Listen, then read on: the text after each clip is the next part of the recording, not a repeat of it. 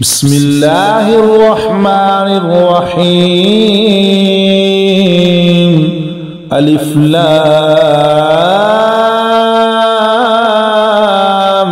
ميم تنزيل الكتاب لا ريب فيه من رب العالمين أم يقولون افتراه بل هو الحق من ربك لتنذر قوما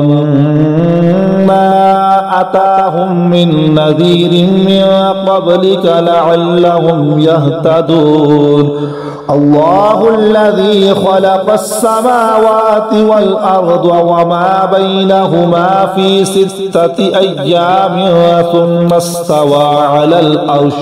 ما لكم من دونه من ولي ولا شفيع أفلا تتذكرون يدبر الأمر من السماء إلى الأرض ثم يعرج إليه في يوم كان مقداره 1000 سنة مما تعدون ذلك عالم الغيب والشهادة العزيز الرحيم الذي أحسن كل شيء خلقه وبدأ خلق الإنسان من طين ثم جعل نسله من سلالة من ماء مهين ثم سواه ونفخ فيه من روحه وجعل لكم السمع والأبصار والأفئدة قليلا ما تشكرون وقالوا أإذا ضللنا في الأرض أإنا لفي خلق جديد بل هم بلقاء ربهم كافرون قل يتوفاكم ملك الموت الذي وكل بكم ثم إلى ربكم ترجعون ولو ترى إذ المجرمون ناكسوا رؤوسهم عند ربهم ربنا أبصرنا وسمعنا فارجعنا نعمل صالحا إنا موقنون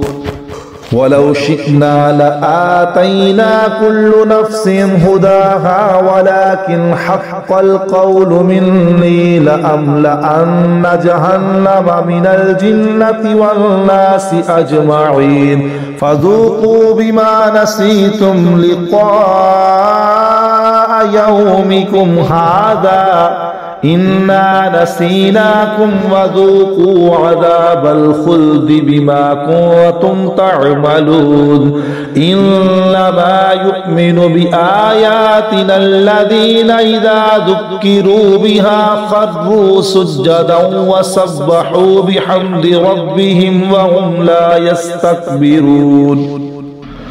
تتجافى جنوبهم عن المضاجع يدعون ربهم خوفا وطمعا ومما رزقناهم ينفقون فلا تعلم نفس ما أخفي لهم من قرة أعين جزاء بما كانوا يعملون أفمن كان مؤمنا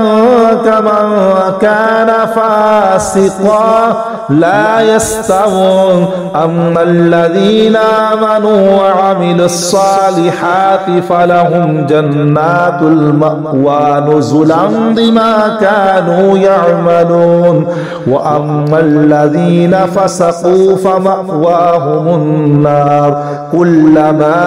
أرادوا أن يخرجوا منها أعيدوا فيها وقيل لهم ذوقوا عذاب النار الذي كنتم به تكذبون ولنذيقنهم من العذاب الأدنى دون العذاب الأكبر لعلهم يرجعون ومن أظلم ممن ذكر بآيات ربه ثم أعرض عنها إنا من المجرمين منتقمون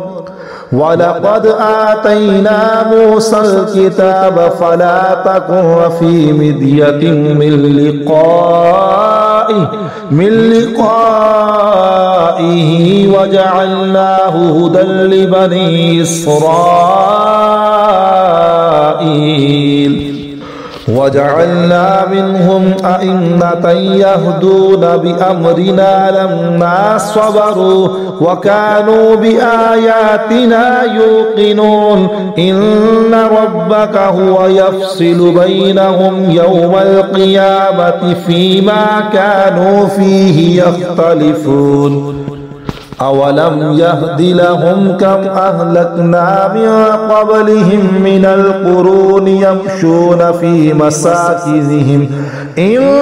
في ذلك لآيات أفلا يسمعون أولم يروا أنا نسوق الماء إلى الأرض الجرز فنخرج به زرعا